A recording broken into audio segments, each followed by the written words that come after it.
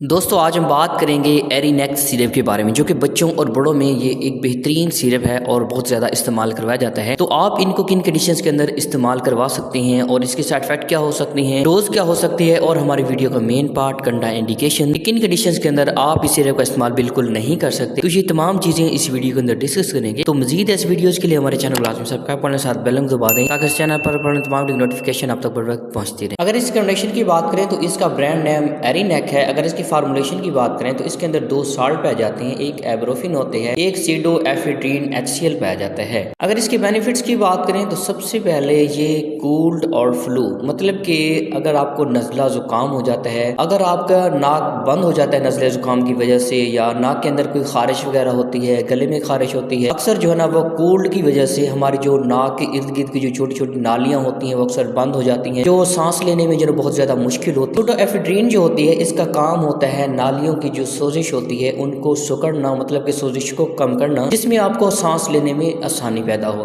अक्सर मौसम की चेंजिंग की वजह से बच्चों में नज़ला जुकाम हो जाता है, साथ खांसी हो जाती है और रेशा जो है ना उनके सीने में बहुत ज्यादा जम जाता है, नाक से जो पानी बहना शुरू हो जाता है, नाक के अंदर रेशा जम जाता है। तो इस कंडीशन में इस सिरप का इस्तेमाल करवाया जाता है। अगर बच्चों के कान के अंदर कोई दर्द वगैरह होता है, सोजिश होती है, तो आप एक एजा दर्द के लिए भी इस सिरप का इस्तेमाल कर सकते हैं। इसके अलावा कुछ बच्चों में कान पेड़े निकल आते हैं तो उनके अंदर दर्द होता है, सोजिश, स्वेलिंग, उसको कंट्रोल करने के लिए भी इस सिरप का इस्तेमाल करवाया जाता है। इसके साइड इफेक्ट की बात करें तो साइड इफेक्ट में आपको चक्कर वगैरह आ सकते हैं, सरबाड़ी हो सकता है, आंतों के अंदर कोई स्वेलिंग वगैरह हो सकती है, आप कॉन्स्टिपेशन हो सकती है और डायरिया वगैरह हो सकता है, पेट के अंदर दर्द वगैरह भी हो सकता है। अगर इसकी डोज की बात करें तो सबसे पहले जो अडल्ट हैं उनके अंदर 3 से 4 चम्मच हर 4 से 6 घंटे के बाद इस्तेमाल कर सकते हैं। अगर 6 से 12 साल के अंदर बात करें तो आप 1 से 2 चम्मच 4 से 6 घंटे के बाद जो है ना आप इस्तेमाल कर सकते हैं। और 2 साल से कम उम्र के बच्चों के अंदर आपने बिल्कुल इस्तेमाल नहीं कराना। अगर करवाना भी है तो अपने डॉक्टर से लाजमी मशवरा करना है और फिर ही इस सिरप का इस्तेमाल करना है। अगर इसके कंट्राइंडिकेशन की बात करें कि किन कंडीशन के अंदर आप इन्हें इस सिरप का इस्तेमाल बिल्कुल नहीं कराना, तो सबसे पहले 2 साल से जो कम उम्र के बच्चे हैं उनके अंदर आपने बिल्कुल इस्तेमाल नहीं करना। अगर इस्तेमाल करना भी है तो अपने डॉक्टर की रिकमेंडेशन के मुताबिक इस्तेमाल करना है। इसके अलावा ब्रेस्ट फीडिंग खवातीन, हमला खवातीन और आंतों के मरीज, दिल के मरीज, जिगर के मरीज इस सिरप को लेने से पहले अपने डॉक्टर से लाजमी मशवरा करें और फिर इस सिरप का इस्तेमाल करें। दोस्तों हमारी वीडियो बनाने का मकसद दोस्तों को मेडिसिन की इन्फॉर्मेशन फराहम करना होता है। आप कोई भी मेडिसिन डॉक्टर के मशवरे के बगैर बिल्कुल इस्तेमाल ना करें।